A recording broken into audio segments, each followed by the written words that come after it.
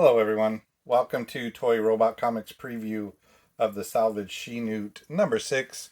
My name is Ken Alberry. I'm going to go over the book itself, the thought process behind making the book, the issues that I faced, the problems that I solved, the contributors, and anything else that comes to mind.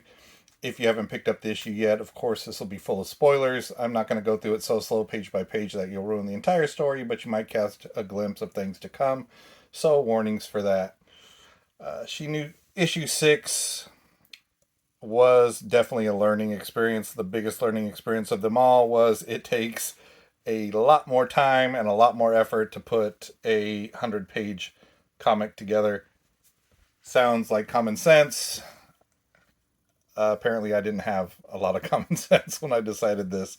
Anybody that's been with the series since the beginning knows I like my gimmicks. Other people were talking about 100-page specials. I wanted to do the same.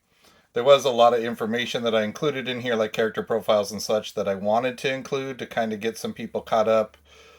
Some of the constructive criticism that I've received on the title, which I completely appreciate and enjoy getting, was not everybody's in my head. Not everybody's been around from the 90s while I was making my hobby comics, so I need to adjust. I'm not making books for myself anymore. I need to put a little bit more time and effort into introducing the characters. I can't just assume that my audience knows who they are. So, a cheap way to do that is throw some character profiles in the book, give you a little bit more background on the characters, what their power sets are, that kind of thing. So, that's in there. I have some fan art in here, some pinups. I am part of several really supportive, really talented indie comic groups online, and I appreciate all those guys, whether it's feedback or submitting art or submitting character ideas, any kind of stuff like that. You'll see that a lot. Anytime I can reach out to any of those guys to get alternate cover art, pin-up art, any of that kind of thing, I don't hesitate. What I'm really excited about is I'm hoping that with issue 7 of She-Newt, I'll be turning that corner, that I'll not only be making enough money to do color issues, which we accomplished with last issue, but I'll be making enough money to actually start paying some of these contributors. People like Chris McJunkin, Connor Tierney, they contribute a lot and they do it for free, and I'm a bum that doesn't pay them. So I'm hoping to, at very least for starters, package up some books for them that they don't have copies of, and then get a little bit of money in their hands as well. So every time you guys buy an issue, every time you back me on Kickstarter, you're actually supporting those other artists too. Hopefully starting next issue, cross your fingers, and we'll see how it goes. That said, this is She-Newt number 6. This monstrosity is technically 102 pages if you count the covers. It consists of all these creators right here. You can actually see this file on the Salvage She-Newt Facebook page. If you've gone there, you can see who all these people are. Like I mentioned, Chris McJunkin and Connor Tierney are contributors. They both have backup stories in here, as well as myself. So this pin up here is by Raven Perez, also a wonderful contributor, collaborator. His art is always amazing. I do find that I become a better artist by hanging out with people that draw better than I do. So I do that a lot. You guys will notice when you get this book, they are very thick. They're very tight. So when you open it initially, you're going to notice that stuff in the inner margins is a little bit hard to see. As you flip to the book and read it, those margins do loosen up. So if you've got some text that you're finding hard to see, or here comes some spoilers, prepare yourself. Double page spreads. This art will loosen up a little bit. You're going to be able to see that in the middle. For these double page spreads, I did include them in the sketchbook section in the back of this book without the fold in the middle, so you can see what the full drawing is. So this book does consist of the main story by myself. Again, I don't want to spoil too much. I'm going to go fast. If you want to slow it down and cheat, if you haven't read it yet, feel free. We've got an extended main story by myself, the letters page, which thank you to everybody that takes time to write in. I have the regular letters page here. I did include just a section of questions and answers in here. as well. After that, we have the backup story by Connor Tierney. So the thing about Connor is not only a great artist, just so extremely talented guy. He does currently draw my second favorite comic book out there. He's amazingly fast. This was the first thing that was done for the book. Before I think, man, I don't even think I was halfway done with the main story before he got me this. Just working off of sketches, just amazing stuff. After that, we do have another backup by Chris McJunkin, colored by myself, so I can get that digital coloring practice in.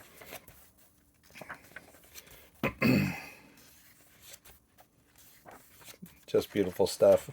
We have the 4-page giant story featuring Ant and She-Newt, which is well over a year old now, I think. Ant was created by Mario Gully, is now the copyright, trademark, etc. of Eric Larson. He generously allowed me to feature Ant in the book, so there's a little 4-page story with that character. We've got character spotlights. It tells you a little bit about the main three, those profiles I was telling you about, which is going to give you, again, that backup, origins, where applicable, the powers, and who these characters are. Now, these two guys are pretty great. These, as you can see from the art there on the bottom, if I can get my fat mitts out of the way, these two characters were based on this art here at the bottom from my two young cousins who read the book, wrote in and sent me some of this fan art. I took that art and created these two characters. And if we flip back to the beginning, you can see here that they actually own those characters now. I passed the copyright and trademark over to them as of this issue. So that was something pretty fun. After the profiles, we've got a pretty amazing pinup section back here. Again, I just hang out with a really good group of guys online. Some really talented artists that are more than eager to contribute to the book. It's pretty exciting to get to a point where people are reaching out because they want to contribute. A lot of times it's shamelessly begging for people to send me art, etc. What's special about this pinup is this is my original art from 2015, the very first She-Newt book that I created, a lot of which you see in She-Newt #1, was first printed in a hobby book that I did for a little convention in Klamath Falls, Oregon, back, like I said, in 2015. Traditional art, pen on paper, I think either Prismacolor or Copic markers to color this. I don't know if I couldn't draw hair or what I was thinking with that helmet head there. But this issue was 8.5 by 11 double-sided color copies on 11 by 17 paper, collated and stapled by myself. There's some, if you read on my character profile in this issue, I talk a little bit more about that first little mini-con that I attended and how this book got started. So this is what the original She-Newt cover looked like. If you look at the modern She-Newt #1, this art's actually in the background. So the new first printing of She-Newt #1 has her kind of bursting through giant size X-Men #1 style, and this is actually the art that she's busting through. So I wanted to include that. Has a bunch of cast of characters. It's kind of fun to look through here and see how many you can recognize that have already appeared in the first 6 issues, because a lot of these guys have. So I definitely wanted to include that. Back here, since we got 7 whole covers for this issue, I wanted to, of course, include the cover gallery. Just beautiful stuff. This is Raven Perez's cover. It was the most popular on Kickstarter of the ones. This one was the second. This is Scott James right here doing a parody of his dragon cover. And this is Alice Cantranell, I believe is how you pronounce her last name. She's an amazing Instagram artist that I was talking to, and I was lucky enough to get this piece from her. Honestly, the video doesn't even do it justice. Just amazing stuff. And then Ben Dunn of Antarctic Press fame did this cover. And then I have Sketchbook. So a lot of behind-the-scenes stuff. I think on paper a lot. I do have finished products a lot, so I actually have some panels from a She-Newt Savage Dragon story that I was posting on Instagram for a while, where Hammer Time actually first appeared unofficially. So it kind of shows you that background. See, again, you have the double page art without the fold in the middle. Some origin art of the characters from my old hobby comics that, again, I drew for myself. Nobody really saw them but me. This is design sketches for the Mighty Termite, who has her first appearance in this issue. An idea of how I write the story with my thumbnails. This has the dialogue on it because it was for Chris McJunkin to work from. And then Delphine Jr., who is the villain of the second backup story that Connor drew. Super impressive. You can't really see it too well in the video, but here, this was literally just me thinking on paper for myself, so it's random doodles and some dialogue, but not really. A lot of it just says blah, blah, blah. Connor took me basically sending him a few messages online with the general idea of the story and just a small handful of drawings that look like this and turned it into the story you see in this book. And like I said, so quick. Just amazing stuff. And to finish the book out, we have just some other sketchbook stuff with notes on what I happen to be doodling or character designs and stuff. We see a favorite belling hamster here. The first reference sketch of She-Newt copying that early dragon because I said so. If you saw that online, I posted that online a while ago. So that's this monstrosity that is She-Newt number 6. So what did I learn from this? I learned that I will not do a 100-page issue again unless it's a collection. It's a lot of work. I won't do 7 different covers.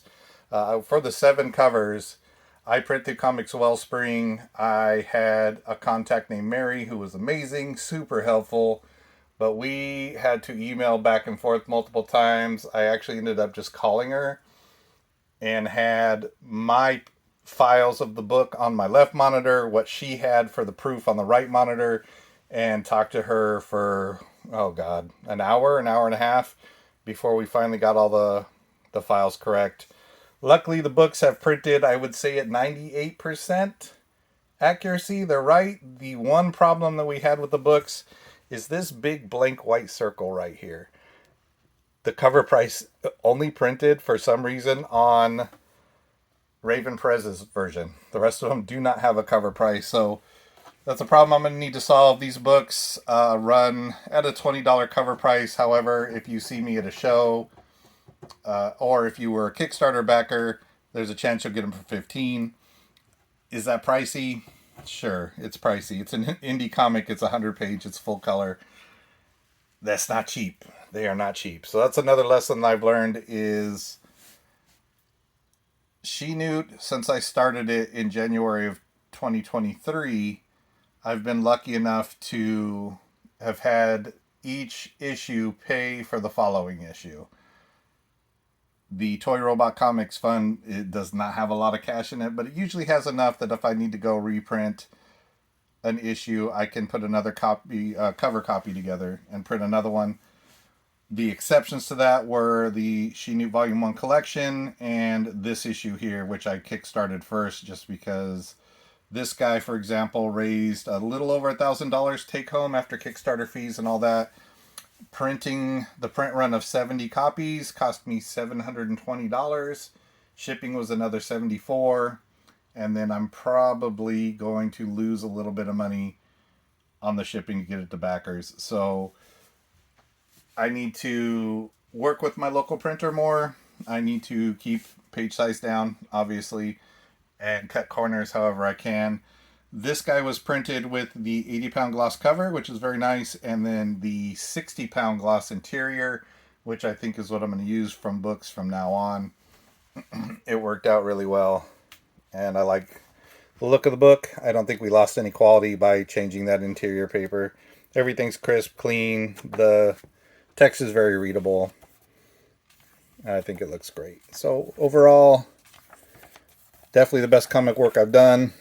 We have come a long way from issue 1, no doubt. I might actually make a few videos starting from the beginning, showing those first issues. They are pretty rough, but it is great to get the constant compliments that I am always improving.